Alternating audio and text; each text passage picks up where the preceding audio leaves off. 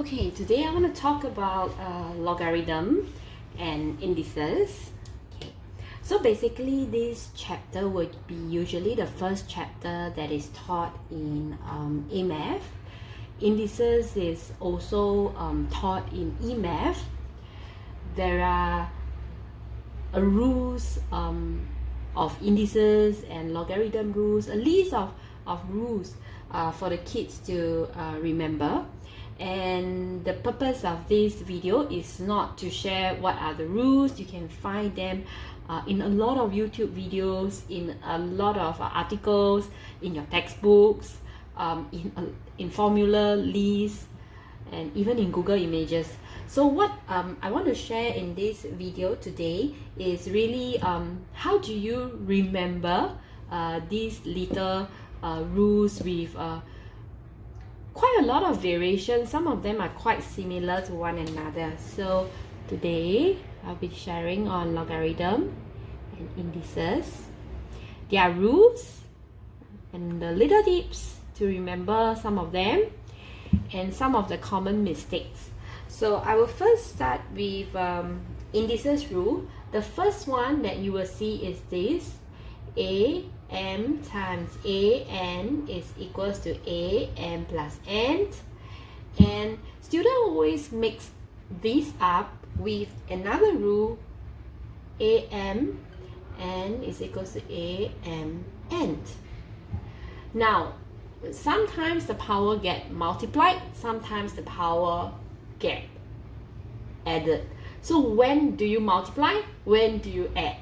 So I often tell my student, check, is it double base or single base? If it is double base, means they are already multiplied together, they are already married already, so you just add their resources together. If it is a single base, then you multiply them, you marry the two indices. Actually, some of these funny statements or tips doesn't really make sense, but some of them are shared by my own teachers. Some of them are shared. I actually got some of these sharings from my students who got it from their teachers, and over the years I've accumulated quite a lot. Then I use it in my own teaching. As long as it benefits my students, I'm okay. I'm okay to say, oh, actually, I got this from my student who is studying in this school, and their teachers taught this way, and I thought that it's very interesting and it helps me to remember. So this is one of them that student often mix up. So I hope that by sharing with you how usually I teach my students to remember, you can remember also. And another one that students always get confused is this one and this. Because with a negative indices, negative power, you get a fraction.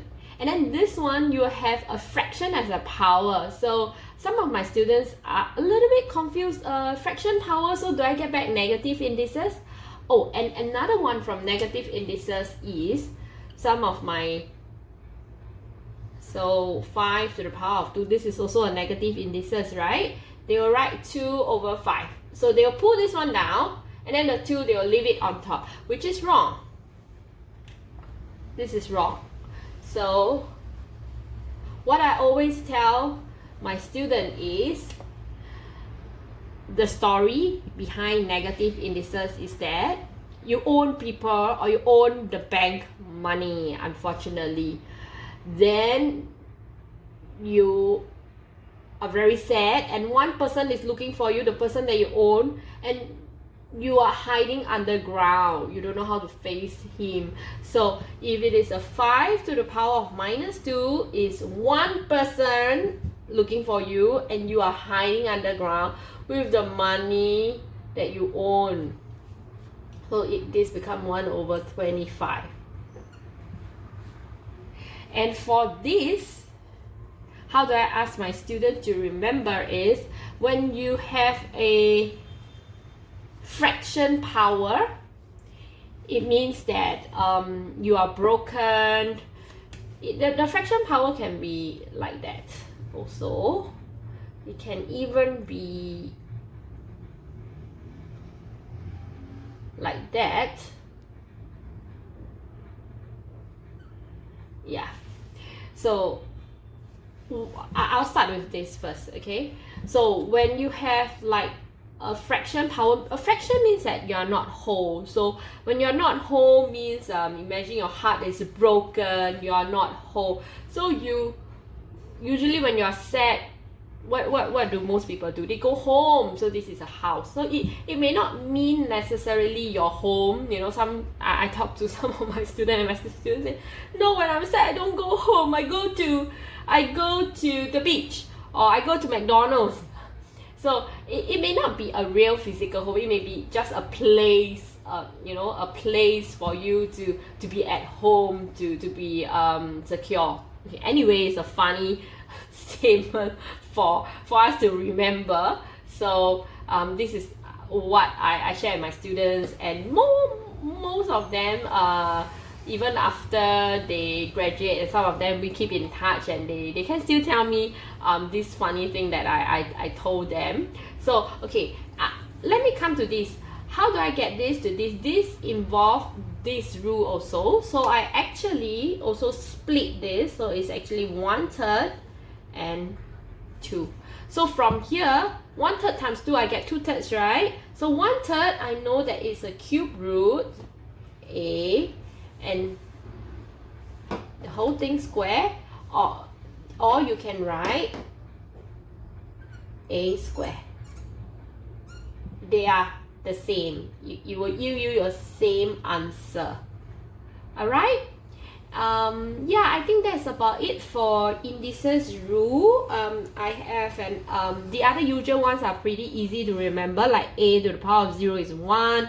So I tell my student anything to the power of 0, like they can tell you all sorts of funny things. It is 1, yeah, provided this power is for the whole bracket. So for example, 2 to the power of, this is not 1, this is 2 times 1 is equals to 2. Yeah, and okay, I would like to talk about the last two maybe. Yeah, so I always tell my students, I know there's a reflection here, so I'm trying to block it. I always tell my students, check in your questions, do they have the same base? If they have the same base,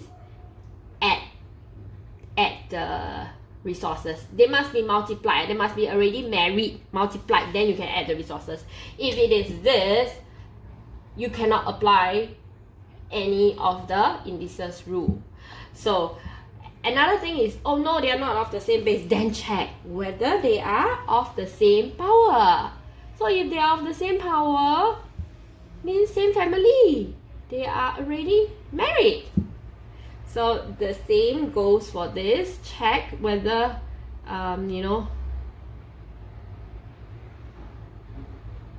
so this is A over B and the whole thing N.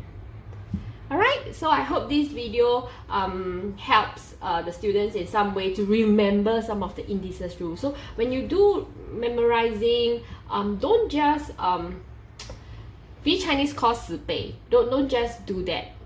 It's like don't do date memorizing work. Yeah, have some funny stories, short ones, to let you hook your reasoning upon. It will help you more. Alright, so I will do another video for logarithm rules, and that's it. Okay, see ya, bye.